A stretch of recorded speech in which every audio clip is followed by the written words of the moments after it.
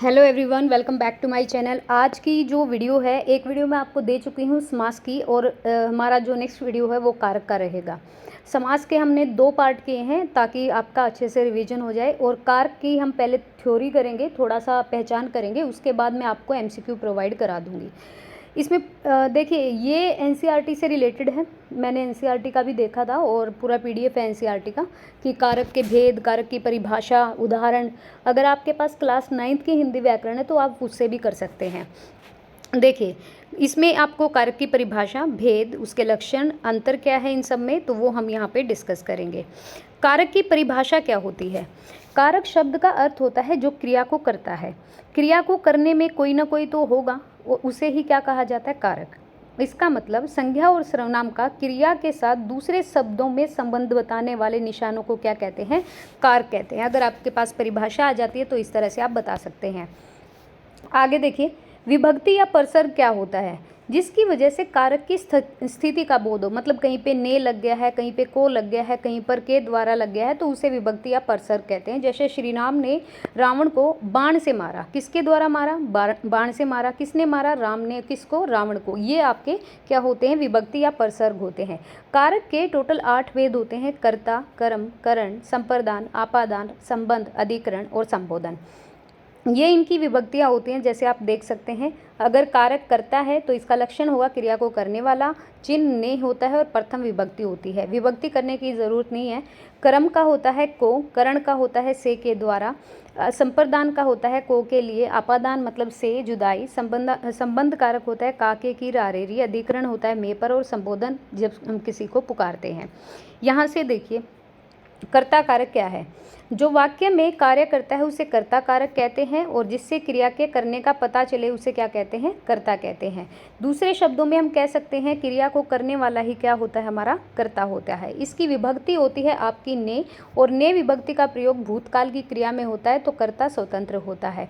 यहाँ पर आप देख सकते हैं कर्ता ने, कर्ता की जो विभक्ति होगी वो ने होगी। जैसे राम ने रावण को मारा, या लड़की स्कूल जाती है, ये आपकी क्या है? इस ने का चिन्ह का वर्तमान काल और भविष्य काल में प्रयोग नहीं होता। ध्यान रखिएगा, अगर आपके पास ऐसा सेंटेंस है लड़की स्कूल जाती है, तो ये क्या है? सीधा सा कर्ता कारक है, और इसमें विभक्ति का प्रयोग नहीं होता। ये भी याद रखिए, आपका चिन्ह नहीं लगता यहाँ पे। इसका सकर्मक धातुओं के साथ भूतकाल में प्रयोग होता है। पहले वाक्य में जो कर्ता वो राम है, और दूसरे यहाँ पर ने विभक्ति भी आई, लेकिन दूसरे में क्या है? ने का प्रयोग प्राय भूतकाल में होता है, और दूसरे वाक्य में वर्तमान काल की जो क्रिया का करता है वो लड़की है। जैसे लड़की स्कूल जाती है, तो इसमें ने विभक्ति का प्रयोग नहीं हुआ है। ध्यान रखिए, भविष्य और वर्तमान काल में ने विभक्ति का प्रयोग नहीं होता कर्ता कारक में। बात करते हैं कर्म कारक की। जिस संज्ञा या सर्वनाम पर क्रिया का प्रभाव पड़ता है उसे कहते हैं कर्म कारक। जैसे दूसरे शब्दों में हम कह सकते हैं वाक्य में क्रिया का फल जिस शब्द पर पड़ता है उसे ही कर्म कारक कहा जाता है, और इसकी विभक्ति होती है को, और कहीं कहीं पर आपको चिन्ह ना भी मिले, आपको पहचानना पड़ेगा। माँ बच्चे को सुला रही है, इसमें आपका क्या है? सुलाने की क्रिया का प्रभाव किस पे पड़ रहा है? बच्चे पर पड़ रहा है, इसीलिए बच्चे को कर्म कारक कहते हैं। करने वाला कौन है? माँ। राम ने रावण को मारा, यहाँ रावण जो है, को जो है वो कर्म है। किसको मारा? रावण को मारा। ऐसे ही आपकी कुछ ना ये होती हैं, जैसे आप देख सकते हैं यहाँ पर कुछ ये क्रिया है: बुलाना, सुलाना, कोसना, पुकारना, जमाना, भागाना। ये सारी क्रियाओं में अगर कर्म संज्ञा है तो को विभक्ति ज़रूर लगेगी। जैसे अध्यापक छात्र को पीटता है, सीता फल खाती है, ममता सितार बजा रही है, राम ने रावण को मारा, गोपाल ने राधा को बुलाया, मेरे द्वारा यह काम हुआ। ये सारे क्या रहेंगे? आपका कर्म कारक रहेंगे। करण कारक की बात करें तो जिस वस्तु की सहायता से यदि कोई काम किया जाता है उसे करण कारक कहते हैं। कर्ता ने कर्म को करण से, ठीक है, उसकी सहायता होगी उस चीज़ की, तो जिस शब्द से क्रिया के संबंध का बोध हो उसे करण कारक कहते हैं, और इसकी विभक्ति होती है से। करण का अर्थ ही होता है कोई साधन, कोई मीडियम। इसीलिए जो चिन्ह वही करण कारक का चिन्ह है जहाँ साधन के अर्थ में प्रयुक्त हो जाता है। जैसे हम आँखों से देखते हैं, तो ये हमारा माध्यम है देखने का, आँखें। इस वाक्य में देखने की क्रिया के लिए आँख की मदद ली गई, इसीलिए आँखों से क्या है? करण कारक है। एक और चीज़, हिंदी में करण कारक के और भी चिन्ह होते हैं, जैसे से द्वारा हो गया, के द्वारा होगा, किसी चीज़ के जरिए, उसके साथ या उसके बिना। तो अधिकतर प्रचलित यहाँ पर होता है के द्वारा, ठीक है, बाकी ये भी होंगी, ये याद रखिएगा। नेक्स्ट है संप्रदान कारक। जिसके लिए कोई क्रिया की जाती है उसे संप्रदान कारक कहते हैं। दूसरे शब्दों में हम कह सकते हैं कि जिसके लिए कुछ किया जाए। इसमें आपका ना दान देना वगैरह होता है और इसकी विभक्ति होती है को या फिर के लिए। संप्रदान कारक का अर्थ ही क्या होता है? देना, इसीलिए इसे संप्रदान कारक कहा जाता है और इसके लिए कर्ता काम करता है। इसमें संप्रदान कारक के विभक्ति चिन्ह के लिए होते हैं और को होता है। एक तो के लिए आएगा और एक को आएगा सेंटेंस में। इसको किसके लिए प्रश्नवाचक बदलकर भी पहचाना जा सकता है, जैसे गरीबों को खाना दो। किसको खाना दो? क्वेश्चन मार्क, गरीबों को खाना दो। दिया जाता है, देने का भाव होता है इसमें। मेरे लिए दूध लेकर आओ, माँ बेटे के लिए सेब लेकर आई, ये आपके संप्रदान कारक हैं। आपादान का आपको पता ही है, छोटे छोटे थे तभी से पढ़ रहे हैं 7th 8th से, कि आपादान कारक में जुदाई का भाव होता है, किसी से अलग होने का भाव होता है। इसमें आपका अलग होना, उत्पन्न होना, डरना, दूरी, लजाना, तुलना करना, ये सारे क्या है? आपादान कारक की विभक्ति हैं और इसकी पहचान आप प्रश्नवाचक शब्द से कर सकते हैं।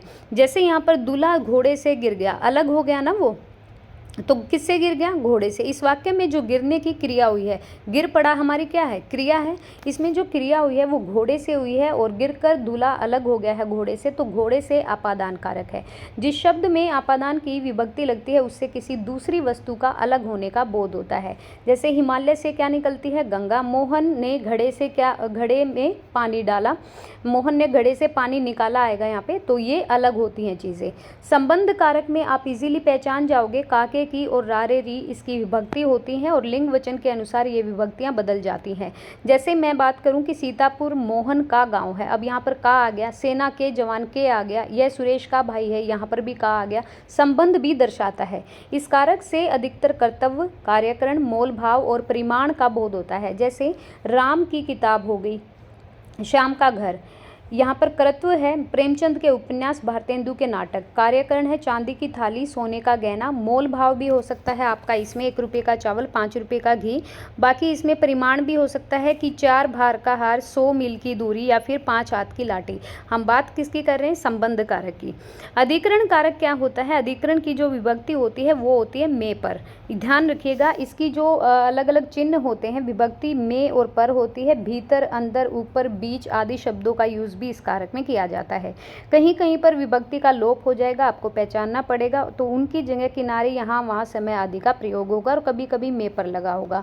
जैसे हरी घर में है, तो यहाँ पर अधिकरण कारक है। पुस्तक मेज पर है, पानी में मछली रहती है, फ्रिज में सेब रखा है, कमरे के अंदर क्या है, तो ये सारी क्या है? हमारी अधिकरण कारक की विभक्तियाँ हैं। जैसे भीतर, अंदर, ऊपर, बीच, ये सारे क्या है? हमारी अधिकरण है। संबोधन कारक आप बहुत आसानी से पहचान जाओगे। इसमें ना विस्मय आदि बोधक लगा होता है और संज्ञा के जिस रूप से किसी के पुकारने का संबंध हो या संकेत पाया जाए उसे संबोधन कारक कहते हैं। जैसे ये चिन्ह आपके हे, अरे, अजी भी हो सकते हैं। हे ईश्वर रक्षा करो, अरे बच्चों शोर मत करो, हे राम, ये क्या हो गया, अरे भाई यहाँ आओ, अजी तुम उसे क्या मरोगे, ये वाली चीज़ें क्या है? ये संबोधन कारक में होंगी। फिर ना कर्म और संप्रदान में एक अंतर होता है छोटा सा, और यहीं से क्वेश्चन हमसे पूछे जाते हैं। तो इन दोनों कारकों में विभक्ति तो को लगती है, लेकिन कर्म कारक में क्रिया के व्यापार का फल आपका कर्म पर पड़ता है और संप्रदान कारक में देने का भाव या उपकार के भाव का होता है। जैसे विकास ने सोहन को आम खिलाया, तो ये उसके लिए किया है, तो ये आपका संप्रदान कारक है। मोहन ने सांप को मारा, ये आपका कर्म कारक है। राजू ने रोगी को दवाई दी, ये देने का भाव है, तो संप्रदान है। स्वास्थ्य के लिए सूर्य को नमस्कार करो, तो ये क्या है? हमारा कर्म कारक है। कर्म कारक में क्रिया के व्यापार का जो फल होगा ना वो आपका कर्म पर पड़ेगा।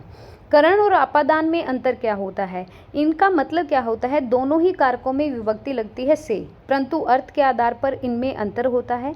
करण कारक में जहाँ से का प्रयोग साधन के लिए होता है, वहीं आपादान में इसका अलग होने के लिए होता है। कर्ता कार्य करने के लिए जिस साधन का यूज़ करता है उसे करण कारक कहते हैं, लेकिन आपादान में ये अलगाव को दर्शाता है। जैसे मैं कलम से लिखता हूँ, तो ये साधन है, तो ये आपका करण कारक है। जेब से सिक्का गिरा, अलग हो गया, आपादान है। बालक गेंद से खेल रहे, माध्यम है, तो करण कारक है। सुनीता घोड़े से गिर पड़ी, ये अलग हो गई, तो आपका आपादान है। गंगा हिमालय से निकली है, तो ये आपका आपादान है। तो तो इसके मैं MCQ आपको कराऊंगी, जिससे आपका ये चैप्टर भी क्या हो जाएगा, क्लियर हो जाएगा। और हमारा विशेषण एक चैप्टर रहता है, तो विशेषण की भी मैं थ्योरी एक बार बीच में दे दूंगी। लेकिन ये जो अंतर है ना करण और आपादान कारक में और हमारे इसमें कर्म और संप्रदान कारक में, ये बहुत अच्छे से याद करिएगा। और जहाँ पर विभक्ति ना हो, जैसे हमने कर्ता कारक पढ़ा था, उसमें क्या है, वर्तमान और भविष्य में विभक्ति नहीं लगती है। आई होप सो कि आपको पसंद आए वीडियो, और प्लीज़ अगर पसंद आए तो लाइक एंड शेयर कीजिएगा, एंड प्लीज़ चैनल को सब्सक्राइब कीजिएगा। Thank you.